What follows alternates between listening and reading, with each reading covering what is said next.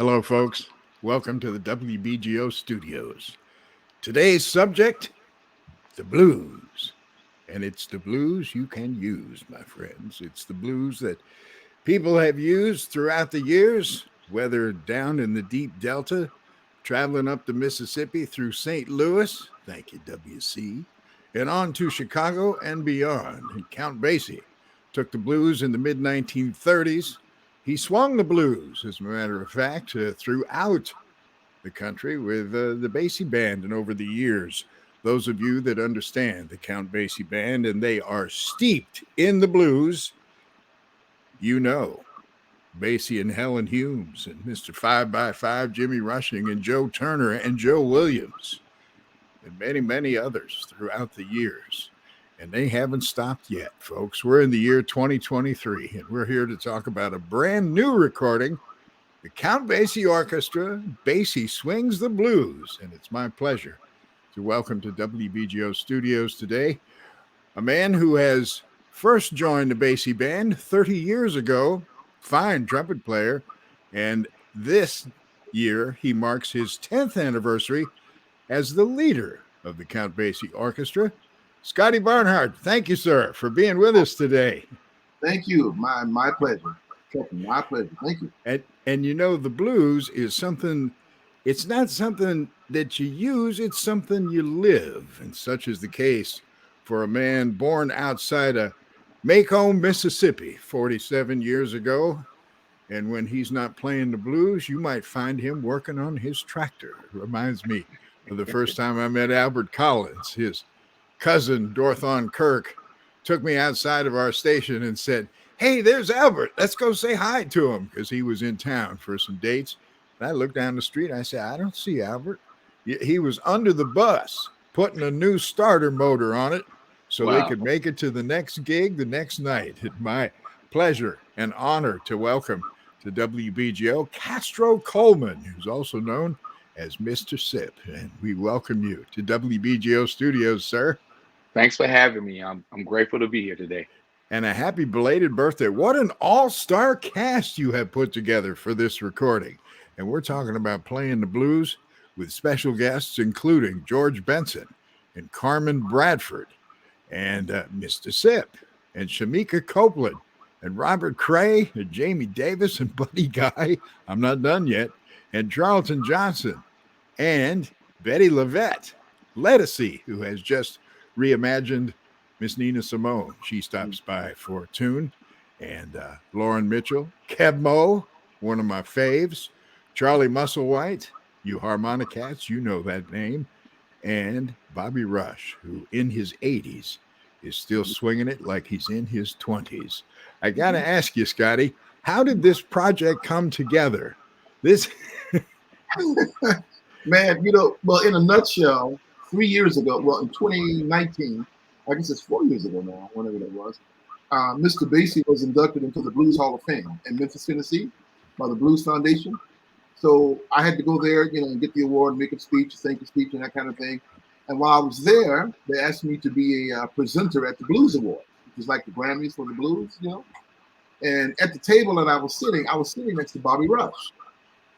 And I think on my left, or somebody, I think it was Muddy Waters, song on my left, I think. So anyway, I was in the midst of all of these great blues musicians, and Bernard Purdy and all of these people.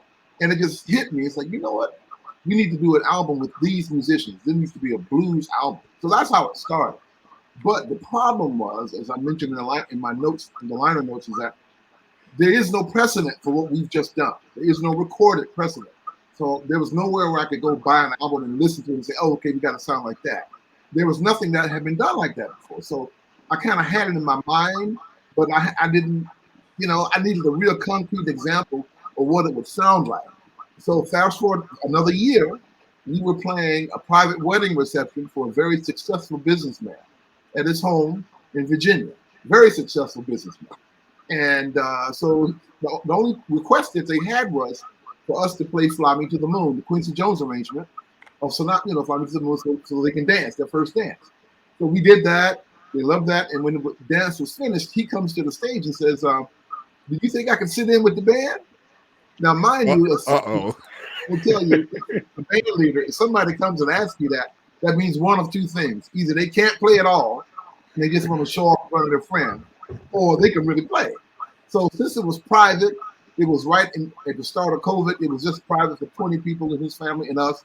So I said, sure, nobody's got a camera, it's his house, whatever, yeah, that's not a problem. So I said, sure, you can sit in. So when I said that, he said, oh man, that's great because I just bought a 1962 Gibson. Now, I didn't know that was a $50,000 guitar. I had no idea. Right? I would have known. Yeah. So he goes to get his guitar. I get the sound guy over so we can set him up. So he comes back on stage and I said, well, what do you want to play? He said, well, how about some blues? I said, well, okay. So I said, well, what key? He said, don't matter to me. Now, when he said it don't matter to me, I said, uh-oh. Something's about to happen, right? So I counted off the blues in the key of G, medium blues.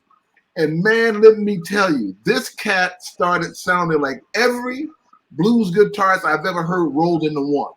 Everybody. It was unbelievable. The people in the audience, they were screaming like clap. The band started playing riffs behind them, the saxes and the bones. And right when that was going on, it was so electrifying, but that was the moment I knew exactly how it was supposed to sound. It was that moment, that precise moment. I said, oh, this is it. This is what I've been hearing in my mind. It finally came together.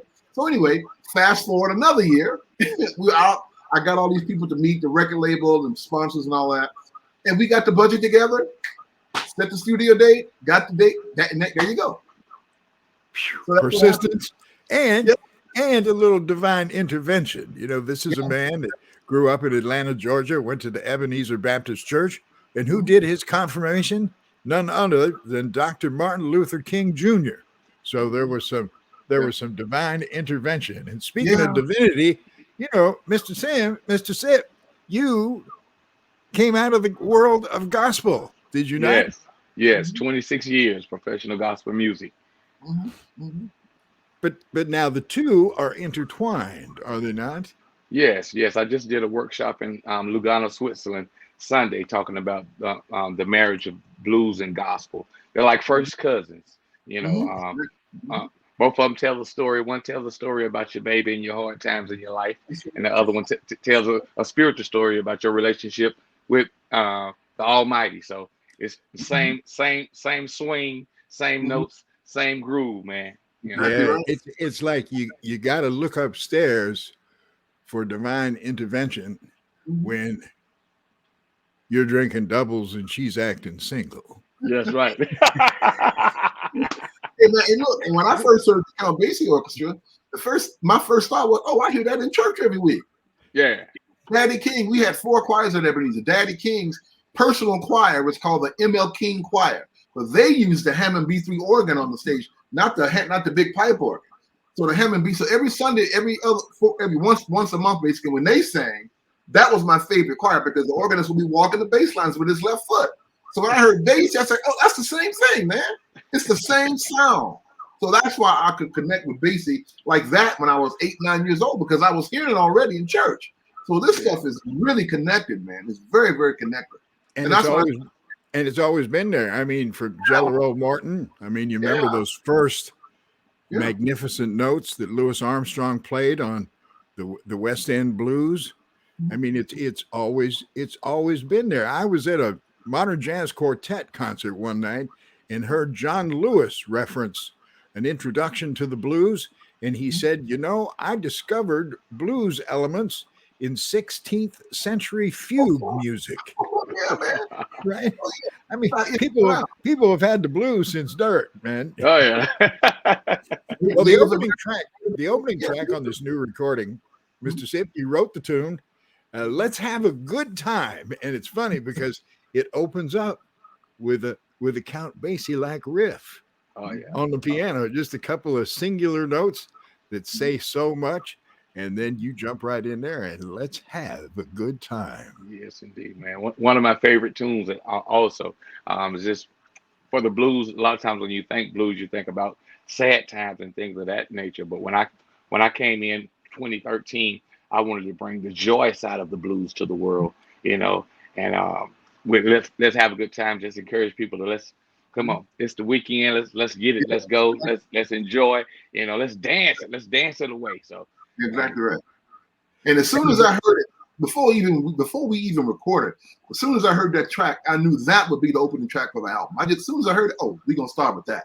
And that's what we did. It sets the mood.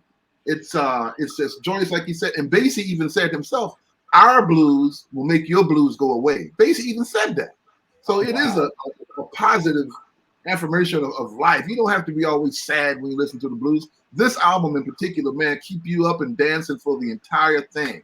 It's a happy feeling. It's a happy sound. And we got the right people. Like Mr. Sipp, we got the right people. That was the main thing for me, is to get the right people. And we got them. You got them all, man. How long did it take you to put this all-star cast together that continues on with Bobby Rush, for example, Boogie in the Dark? A few months, John Burke at Candid Records and Steve Jordan. It was John and I got John on board first, and because he's produced our last several Basie albums. So he and I were talking about everybody. We just sat down and made a list, man. And Mr. Sipp was always on that list. George Benson, Buddy Guy. We had some people we didn't know if we could get them because of their schedule, or if they were still recording or whatever. But luckily, we knew everybody. So I simply just called up George Benson myself and said, "Hey, man," and he said, "Yeah, I do it." And, so we had George, and then Steve got Buddy Guy, and Lauren Mitchell is a good friend of mine, and Charlie Musselwhite, John. So between the three of us, we were able to get it all settled, and it was just a matter of scheduling. And but it was really an easy process. There was no major hurdles, doors slammed in our face. And the good thing I have to say too about leading the Count Basie Orchestra, when I call somebody, the answer is yes. Because it's Basie, man. This ain't me. Well, and you got people coming back into the fold, like Carmen Bradford, who's the featured vocalist with the Basie band. She does just an amazing, soul-stirring rendition of Just for a Thrill. And I'm telling you, it is just for a thrill. And many times, and you know about this, Mr. Sipp, I mean, many times the blues is a family affair. I remember one night I was home in Cleveland visiting my family, and it was the holidays. And so a buddy of mine, we wanted to go out on New Year's Eve. And so we went to the Holiday Inn outside of Cleveland. I think it was Shaker Heights, maybe. Anyway, but the featured cat for the night was Johnny Copeland. And that's how we rang in the new year. And what a surprise when he says to the audience, "I want to introduce my young daughter." She was 16 years old at the time. Wow. And out walks Shemekia Copeland. Oh, wow. And I'm telling you, it was something I'll never forget. I have a friend of mine who's a photographer, and he did an exhibition at the station. And one of the photographs was of Shemekia Copeland right in the middle of a blues phrase. And she's like, and I told him, I said, you got to know, that's the only photograph I've ever seen that I could hear. Wow. And when the exhibition closed, he gave me the photograph. Oh, wow, you got it? Oh, yeah. Cool. And Shemekia Copeland is one of the special guests, along with Charlie Musselwhite, and Buddy Guy on "I'm a Woman." Yeah, man. That was the perfect song for Shemekia to sing. I just, it was the song choosing process actually was one I think I may have studied and listened to over 500 songs. Wow. That means I kept buying recordings. I mean, Freddie King, Coco Taylor. I bought everything. Fun House, you name it. And I went through every track, trying to make sure I would find something that would be a good balance for everybody to work with. And when I got to "I'm a Woman," it was no brainer. Yeah, it's a nod to Coco. I met Coco Taylor one night on the pier over in Manhattan, and she was doing a summer stage concert. And the promoter says to me, "Would you like to meet Coco Taylor?" And I'd never met her. And I said, "Sure, absolutely." So he takes me to this refrigerated truck because it was a hot summer day, and so it was all air conditioned. And I walked in, and I'm looking around the room, and here's this lady, and she's in a rocking chair. And I went over and I said, "Coco, it's so nice to meet you." And she held up her hand and she said, "And it's so nice to meet you too." And she was such a not fragile, but such a sincere lady. And I thought to myself, well, this is somebody's grandmother. And then she went out on that stage and sang "I'm a Woman" and "Wang Dang Doodle," and I'm telling you, people were jumping in the Hudson. Well, yeah, she takes care of business. She does indeed. You know, that every one of these tracks is just an amazing performance. I heard Wynton Marsalis recently talk about, you know, that jazz is America's classical music, and somebody said, "Well, how can you say that?" And he says, "Take the horn section and let them play in unison, and that's the string section, and that's how you have to understand that." And when you've got, you know, the Count Basie Orchestra made up of 5 saxophones, 4 trombones, 4 trumpets, a rhythm section, and all these wonderful special guests, I'm telling you, it's classical blues music like you will never, ever forget. Now, are there plans to, and I know it's going to be tough to get all these people, but are there plans to take some of these folks on the road and into clubs and to we gotta try, things? you know, you're right, it's difficult. We're trying to figure out how to do that. Our next schedule for us, we go to Japan next. So, but the album, once it's out after about maybe 3 or 4 months, when we're trying to look at some things early for next year and through the summer, we definitely are already planning that. We're trying to figure out how to do it. Sipp will be obviously one of those musicians. Bobby Rush, even George Benson, if we can find that, we're going to be near him, have to be a guest. But we won't, you know, I have a great dream about something that does involve everybody. I have to keep it to myself right now, but it definitely possible. Let's just say this: it's possible, and if it happened, it'll be the most unbelievable thing it's ever been on tour. It's possible, it's that dream. It's that dream that keeps this kind of music alive. Specifically, I'm looking toward a tune that you wrote called the Patton Basie Shuffle, and that was the imagination of what it would sound like if Charlie Patton and Count Basie had come together. Exactly right. I went to visit the Dockery Plantation, you know, where he lived and played in Mississippi, man. And I was just thinking, what would it have sounded like had this cat walked into a club, the Basie Orchestra and the rhythm section is already swinging? What would it have sounded like had he jumped on stage and started playing and put the horns behind him? And that's what I came up with. I mean, that just would have been unbelievable. But the first door is already open to this dream that I have. So not all doors are closed. It's a crazy wild dream, but man, if it happens, it would be me and my girlfriend were talking about it the other day. It'll be sick, man. Well, I'll tell you, after listening probably 5, 6, 7 times to this new record, and I'm not done yet. I'm just getting started. It takes it down home for you, Mr. Sipp. We got another composition that you contributed to the mix here called the Dirty Mississippi Blues. Dirty Mississippi Blues, man. It's in the water down here, man. It's in the water. That's, you know, that Dirty Mississippi Blues, man. And I want to thank the Count Basie Orchestra for this is a dream come true for me, a little country boy. I always desired to just have some brass behind me, and not only brass, this whole orchestra, you know, doing this and inviting me in to be a part of it. Like, I'm blown away, man. Like, I don't even know what to do. I don't know what to do. What is it? Oh, that leads me to a good question. What does it feel like when you're standing up there or you're in the studio and you're surrounded by all these fantastic musicians and you're making your music? Oh, it's mind blowing.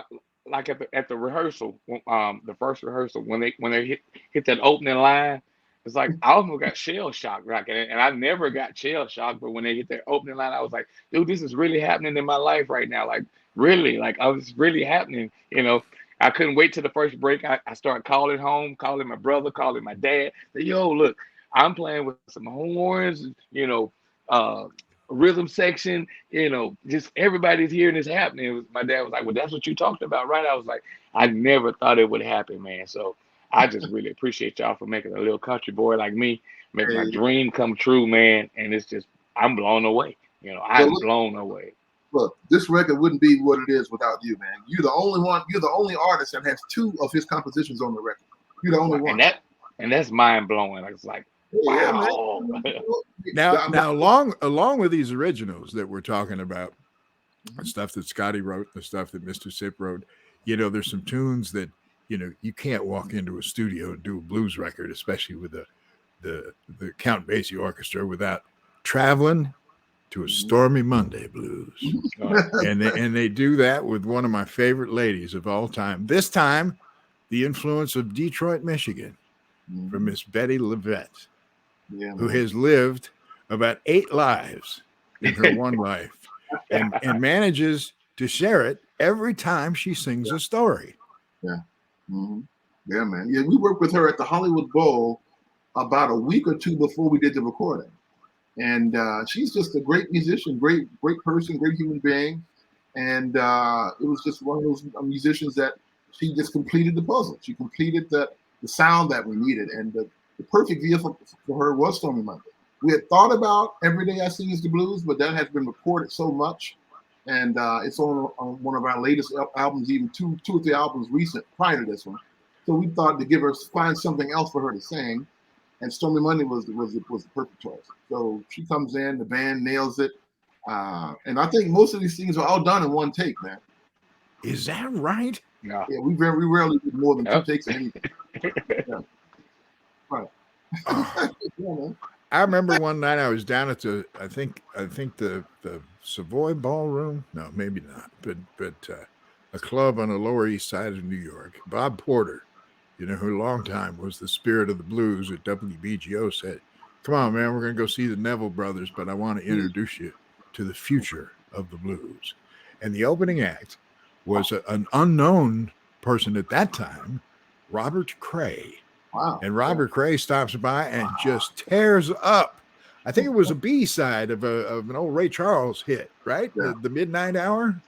I think that's right. Exactly right. That's right. And just tears it up. Yeah. And you tell me in one take. Yeah, man. We had Andy Farber in New York put an arrangement around that, and there you go. Yeah. And so yeah, I'm just glad. I'm just so happy that we were able to get the musicians that we wanted, and that we knew would fit perfectly with how we played. We didn't get in each other's way. They did their thing, we did our thing, and the overall sound of it is what we wanted. And when we were listening back to the tracks like a few days later, I just couldn't believe what I was hearing. I really couldn't believe it. And when the call went out to George Benson, oh yeah, George man. says, "Yeah, I'll do it." And Yeah. what's the tune you do? One of the very first tunes he ever did in his life on record with Brother Jack McDuff, "Rock Candy."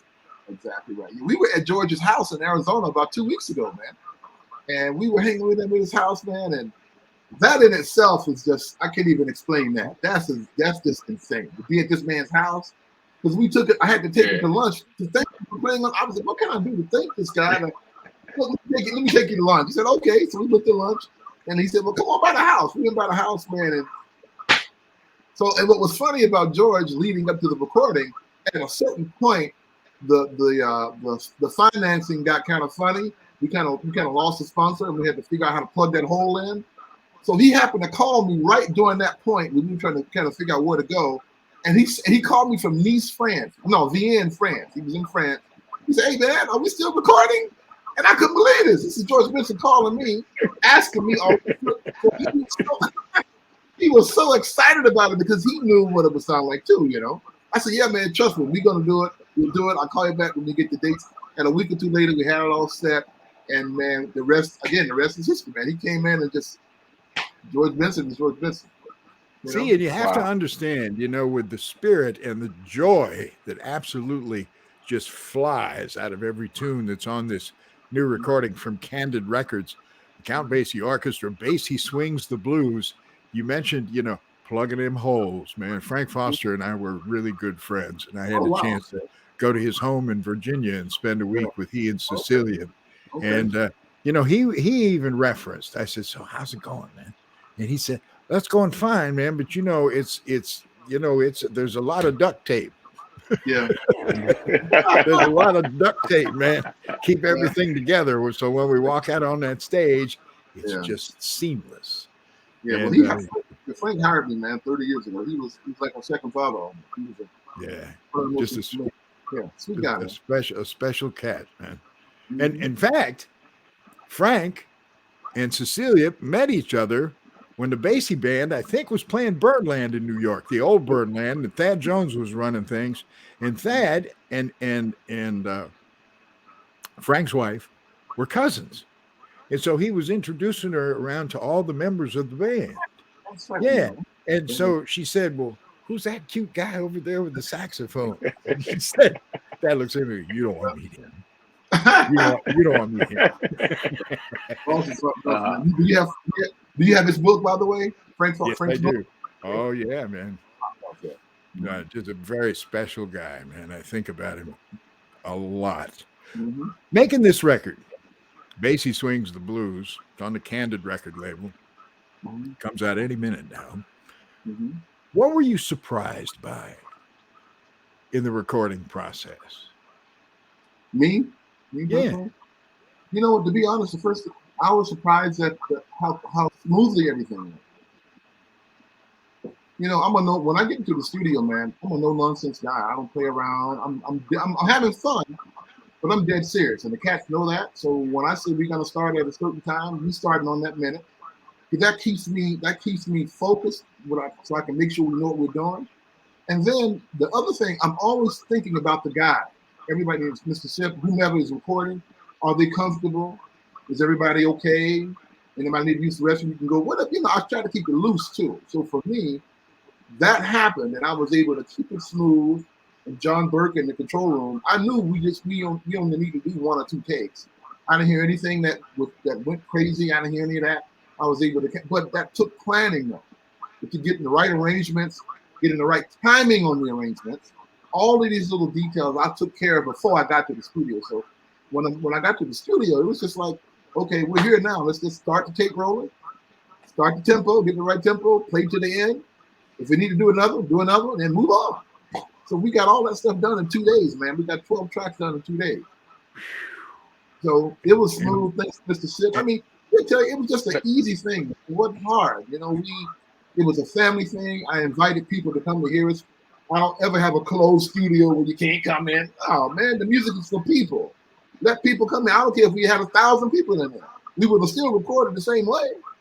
Sinatra, Cannonball Adderley, many times made records, and they required an audience to be in the room with them when they were recording. And that's why that music sounds so good. That's why it sounds good, because you're feeding off of the vibes of people strangers, you know what I mean? And so it was a big party, man. We just had a great time, and everybody loved it. Plus, it was new, so we were all hearing it together for the first time. For the first time, that's good in the control room to hear that thing back. It's like, what? Oh my God, man. I knew it could be good, but it just floored me, man. Seriously, it floored me too, man. Like I was out of my mind. I was like, wow. And I knew it could be great, but it really is great, man. It really, whether or not I was have been involved in this project, if I would have heard this, man, what? Who did that? You know what I mean? Well, see, now that's me. I can't stop listening to this. And you've got one of my favorite singers who's actually sung with the Basie band in the past, from the West Coast, man. Jamie Davis came by and just to be in that. Next time when you do volume 2 of this, would you invite me to the studio? Because I'll come and bring all my friends and we'll have a good time. Absolutely. The funny thing about Jamie, he was with us for about 4 or 5 years as our primary vocalist, and I was trying to find a tune for him when I came across that Muddy Waters tune. Look what you've done. And the funny thing about that's a 9-bar blues, not 8, not 12. That's a 9-bar blues, man. 9. Yeah, that's very interesting that it worked out the way it did. Yeah, it's 9-bar blues. Perfect for him. Big Dorothy Kirk tells me a story that when she was young, growing up in Houston, Texas, she had to look after her cousins. That's many times the case, right? Mm-hmm. And so one of her cousins was out in the backyard, and, he had a switch that he had cut off a tree, and he was swinging it around. And she said, Albert, put that switch down, man. You're going to put somebody's eye out. And he looked at her and he said, I'm a guitar player. and it was Albert Collins in the backyard playing a switch. Now, Mr. Sipp, for you, where did it start? When did you first pick up the guitar? I was 6 years old. 6 years old. The great thing about my family, everybody in my family either play, sing, or write. I'm the only one out of my entire family was crazy enough to pursue it for a living. And I tell people I am the least talented one in my family, and that's a fact. That's a hands down fact. That's a fact. But I'm the one that with the edge. I have the edge. I wanted to do this. But my family members, from my grandfather, my grandmother, to my dad, to my mom who has passed, to my brothers, now to my children and my grandchildren, all are like super talented, but you gotta be built for this, to pursue it outside of, just your regular home church or just the community. You have to be built for this. And I think out of my entire family, I was built for this, and I love my family. My family supports me. Those are my biggest supporters, push me out, help me take care of the house when I'm gone, help me watch the kids when I'm gone. It's my family that has my back, because I'm doing something so courageous that they would have loved to do it, but they just didn't have it to go out here to do it the way I'm doing it. So yeah, it started when I was 6, man, and I'm trying to do it until the wheels fall off. Wow. That's right. That's going to be some time, man. Now, Mr. Sipp, in addition to his involvement with the Count Basie Orchestra on Basie Swings the Blues, the new record from Camden, also has a handful of records that are on the Mississippi-based Malico record label that you can check out as well. Scotty, where did you first pick up the trumpet, and was it your first instrument? No, man, believe it or not. Well, my mother was a singer. My parents have also passed away, but my mother was a vocalist and a pianist and organist. So when I got to 5th grade from Atlanta, in the Atlanta school system, at that time, they simply say, if you want to get in the band, you take this permission slip home, get whatever instrument you want, you come back, and whatever you come back with, we'll place you in the proper, whether it's a violin, we'll put you in the orchestra, a brass horn, we'll put you in the band, whatever.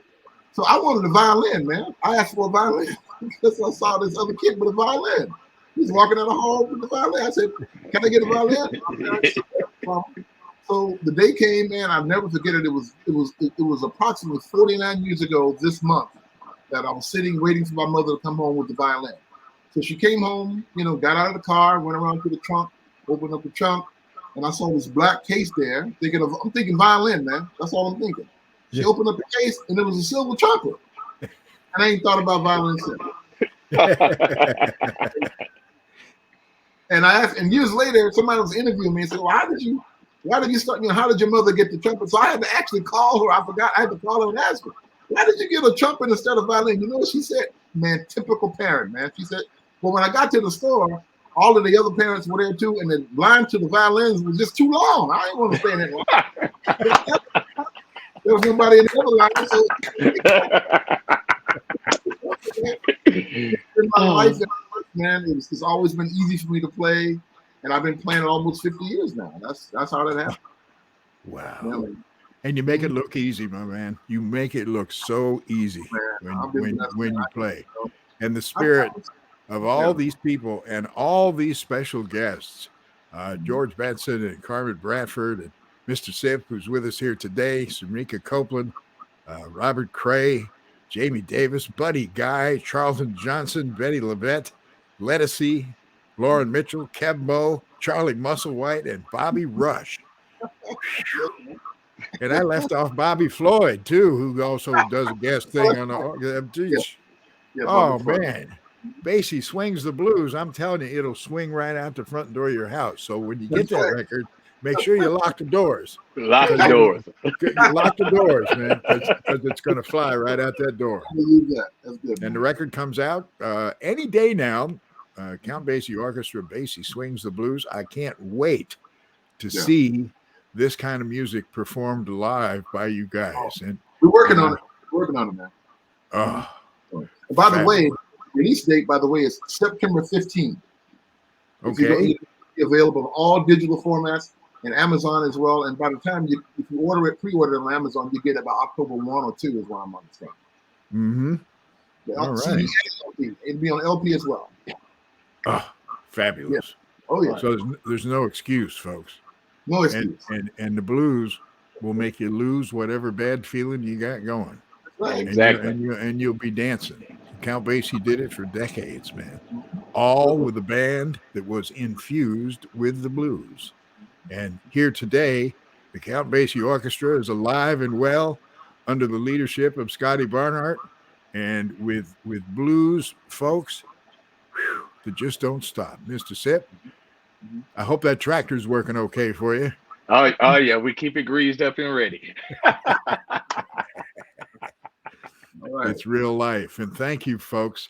Thank you guys for sharing your lives and your artistry and your creativity with us today on the WBGO studios. Thank you, Gary. Thank you very much. Thanks for having me. I'm telling you, I can't stop listening to this damn record. I can't stop. Me too, man. I got it in the car, listening every day. Every time I'm driving, I'm listening to it all the time, man. I can't stop. You know, I just love it. Remember when Gene Harris had the Philip Morris Super Band? Yeah, that's right. I remember that. Yeah. Well, one year, and every year, you know, they had special guests, you know, and they went around the world, and they would open in New York City when they should have closed in New York City. So they learned that lesson. And so they came around after performing